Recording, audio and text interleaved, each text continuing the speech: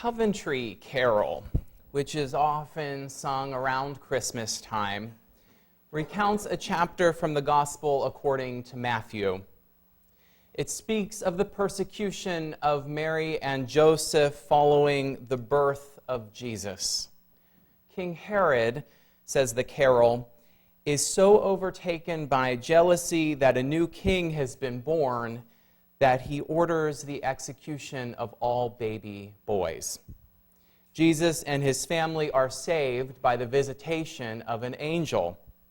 That angel tells Joseph to take his family and flee the coming terror. They escape as refugees to Egypt. It is a familiar trope in many religious traditions. Yet another story of refugees fleeing terror occurs in the Hadith, which are the stories and the sayings of the Prophet Muhammad. This is the story of Hijra, which is translated into English as flight. After Muhammad begins to assemble a community of followers around him, a great resistance emerges within the city of Mecca. The community of tribal leaders rejects the new teachings of Muhammad. Offering him a great deal of wealth, they beg him to recant the visions that he had of the angel Gabriel. When Muhammad refuses, they resort to threats of violence. They resort to terror. The first flight includes the weakest and most vulnerable among the community of believers.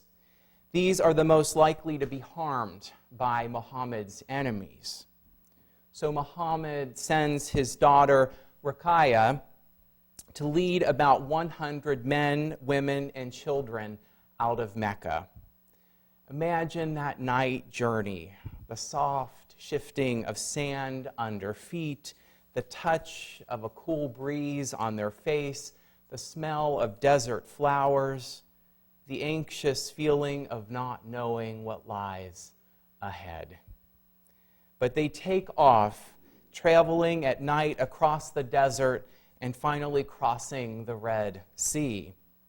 When they arrive in Abyssinia, which was a Christian country, word had already reached its king.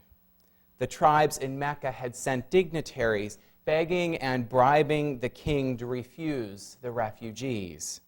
They tell him lies about what the refugees would do if he let them in. The ragged band of believers stand at the gates of Abyssinia, unsure of whether they will be let in or sent away. They know that if they are sent away, they will likely die. I will finish their story in a bit. Outrage is an old word that has both a folk etymology and an actual etymology. Its folk etymology comes from the piecing together of out and rage, basically that something has provoked one's rage to come out. But that is not the word's actual root. Rather, it comes from the old French word outrage, which means a going beyond. An outrageous thing is something that violates or that goes beyond a boundary that we have set. We are in unprecedented territory this week. America was founded by immigrants escaping other countries in order to practice the religion that they could not practice in their home countries. The Puritans, the Huguenots, the Quakers, these were all groups that came to the United States in order to practice their religion without censure. Now, this has not always been perfectly realized in our country, for sure. But it is a basic and abiding impulse of some of our earliest forebears. This week, the leader of a field of presidential contenders has called for a ban on Muslims entering the United States. Now, while nationalism and xenophobia are not new features in the American experience, this is the first time that a leading presidential contender has argued that a particular religion should be banned. It is an outrage in the old sense of the word, a going beyond, a violation of a boundary, a violation of the norms that we have come to expect from people who would seek leadership in our country. What is perhaps even more troubling is that a large segment of our society has greeted this declaration enthusiastically. They have welcomed the idea that they have also welcomed the idea that we must turn away the immigrants who are arriving from Syria and that we should force the ones who are here to leave. So much of this rhetoric is based in fear and misperception. It should go without saying, but apparently it does not, that the association of Muslims with terror is a false one. Many of the crimes that ISIS has committed have been vigorously condemned by Muslims around the world. The scholar of Islamic law, Sheikh Mahad al-Yaqubi, issued a fatwa denouncing ISIS as heretical and immoral. Despite the fact that members of ISIS are nominally Muslims, he writes, they have in fact left Sunni Islam due to the beliefs they hold and the horrid crimes they have deemed permissible in explicit contradiction to Islamic law. He continues, as with all oppressors, Allah Almighty has promised that their demise is imminent. Along with al-Yaqubi, a 50 million strong campaign in Indonesia has denounced ISIS, and other groups are springing up around the world. Nonetheless, many refuse to see this nuance, and the very people who are targeted by ISIS are blamed for the group's atrocities. Innocent men, women, and children in Syria who need to flee persecution find themselves with nowhere to turn. If ISIS hoped to change the conversation with their recent attacks, they have definitely accomplished their aim.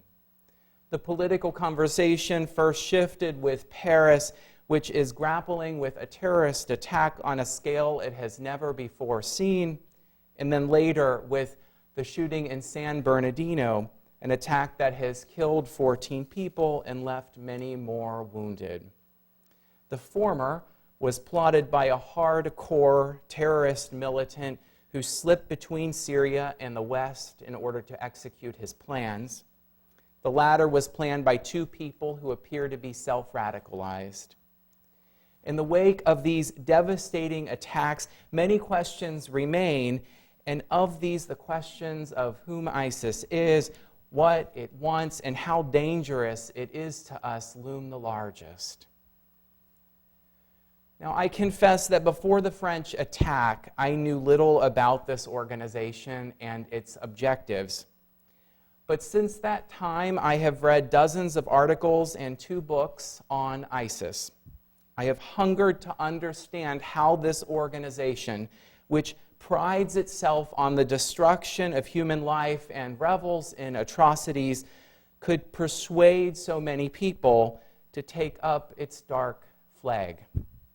ISIS revels in outrage, in a going beyond the bounds of the acceptable and the expected. It is a wonder why so many enthusiastically embrace its aims. It turns out that the reasons are complex. ISIS began as an al-Qaeda affiliate. Abu Musab al-Zarqawi was its leader during this time, and he was known for his brutality and his ruthlessness. He insisted on attacking not only the West, but also fellow Muslims whose beliefs diverged even slightly from his own. Osama bin Laden, the then leader of al-Qaeda, issued repeated warnings to Zarqawi that such brutality would turn the population against their cause. So think about that. He was more radical than Osama bin Laden and more brutal. Zarqawi did not listen to bin Laden, and as bin Laden predicted, the tribes in Iraq rose up to cast off his insidious leadership. They betrayed him. This is an event known as the Sawa, or the Awakening, and it took place around 2007. It was also around this time that Zarqawi was killed in a U.S. Military airstrike. Al-Qaeda in Iraq was left in tatters. At this point, the U.S. began to plot their exit and the handing over of power to the Iraqi government. Because the Shia sect of Islam makes up the majority of Iraq, the majority of elected officials were Shia. The Sunnis felt disenfranchised by this outcome, and soon sectarian violence on both sides broke out between the two groups.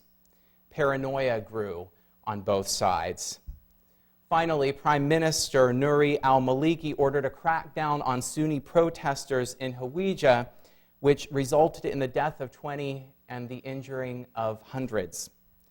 He then ordered the arrest of his vice president, who is a Sunni, on the grounds that he was suspected of plotting an assassination.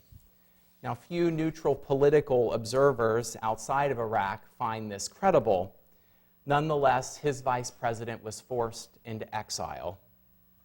Al-Qaeda in Iraq, which had at that point rebranded itself as the Islamic State in Iraq and broke with Al-Qaeda, found more and more assistance from the disenfranchised Sunni community. It was a poison pill, though.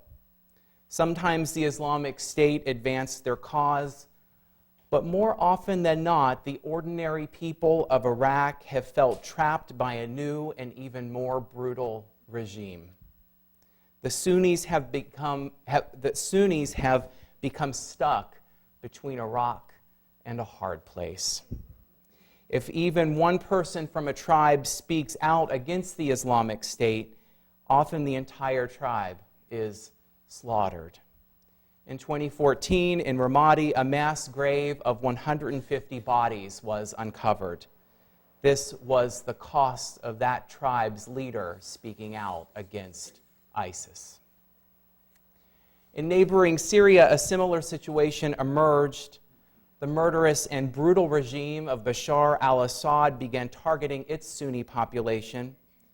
And as the Syrian rebels fought back Assad's forces, the Islamic State followed in their tracks and claimed abandoned territory. The Sunni population is placed again in a precarious position, this time between a murderous regime and a murderous counterforce. Now, I do not mean to suggest that there are no persons in Iraq and Syria that willingly and excitedly support ISIS. And then is the question of the foreign fighters who come to Syria and Iraq, and that's a whole other question. But what I hope to convey today is that historical forces have trapped a great number of innocent people in a circle of terror. The refugees who have fled Western Europe and the United States are some of those people. During World War II, the poet W.H. Auden wrote the poem Refugee Blues. We read it earlier in the service. It was written in memory of the many Jewish men and women who tried to escape Nazi Germany but were turned away by neighboring countries. Many refugees applied for sanctuary in the United States, including a ship full of children, and they were turned away. They were forced to go back to Nazi Germany, where they died. Auden's poem is about this, but I think it is also about any group of people who are displaced, stricken by terror, unsure of where to go or what to do. It holds for people who have left their country of origin and also those who are trapped within it. The sense of desperation that Auden communicates so articulately in his poem has followed humanity through the ages. Perhaps that is why it is enshrined in so many of the scriptural stories from the world's traditions. I imagine that it followed Jesus' family as they fled to Egypt, and I bet it also trailed Muhammad's small community as it fled from Mecca. 1,500 years ago, Muhammad's community stood outside of Abyssinia. They had traveled through the desert for weeks, fleeing their home because it had become hostile to them. They were refugees, and their intent was to beg the king in Abyssinia to give them safe haven. What the Hadith tells us is that Muhammad's enemies had already spoken with the king. They offered him riches in exchange for turning away this small group of Muslims, turning them back out into the desert. They told the king lies about them and spoke of the damage they would do if he allowed them in. The tiny community was brought inside the gates, and they stood before the king, vulnerable, without a place in the world. They stood before the king. At his word, they would survive, or they would lose their lives. Upon hearing their story, it is reported that the king wept. He told them that they were welcome in his city and that he would not betray them to those who wished to kill them. He offered this fleeing people safe haven. He refused to believe the lies that were told about them. And though they belonged to a different and unfamiliar religion, this did not faze him. He let them in. Now, it's an old story, and it may or may not have happened just that way. And circumstances have changed, and the world is different now. All of that is true. But somewhere from the heart of that hadith, that story, there is a question that is put to us as forcefully as anything that I have heard in recent weeks. What is it that we are going to do with the people at our gates?